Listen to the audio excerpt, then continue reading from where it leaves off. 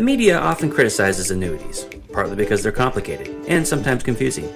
Is this valid? This is the last part of a two-part video series exploring 10 criticisms. You can watch the first installment at annuityfyi.com. Consider the validity of 5 additional criticisms. The first criticism: annuities are bad because they are irrevocable. The rebuttal: this is true, but only during the surrender period. After the end of a surrender period, it costs nothing to liquidate an annuity. This aside, the creation of a stable retirement income plan requires commitment. Say instead you invest in stock mutual funds. You have to ride out down markets or ultimately lose. The second criticism: annuities offer no protection against inflation. The rebuttal: among other things, you can buy a ladder of fixed annuities to hedge against inflation.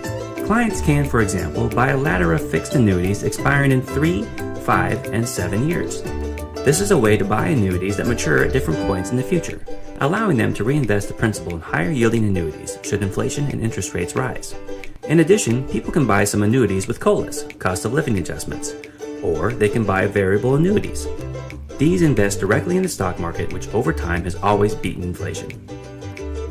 The third criticism: it's too risky putting your assets in the hands of one insurance company. The rebuttal: most insurance companies are rock solid and have a long history of protecting customers. During the Great Depression, no insurance company failed to pay on any of its policies and contracts, including annuities.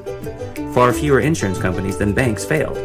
When one did, others stepped in and bought it to sidestep possible industry turmoil. Insurance companies are conservative and are run by actuaries, not investors. The fourth criticism: the government bailout of insurance giant American International Group AIG during the Great Recession undermines the preceding contention. The rebuttal: it does not. AIG repaid its debt, and the strength of its underlying insurance was, in fact, the reason it received the bailout. AIG repaid the government $205 billion on a $182 billion loan. It ran into trouble because a London-based subsidiary got mired in the subprime mortgage crisis. The government helped because of confidence in AIG's core insurance business. The fifth criticism: many brokers don't clearly spell out annuity fees. The rebuttal: this is true, but fees are always clearly itemized in the prospectus. There are mortality, expense, and administration contract charges, variable annuity subaccount fees, and living benefit and death benefit rider fees. Subaccount fees and rider fees should be roughly 1% a year each, and M&E and A fees 1.25%. Annuity buyers should comparison shop. Once you make a decision, ask for the fee schedules in writing so that you know exactly what you're paying and how it could change. The upshot? Annuities make sense for many middle-class pre-retirees and retirees as a safety net to supplement a traditional portfolio.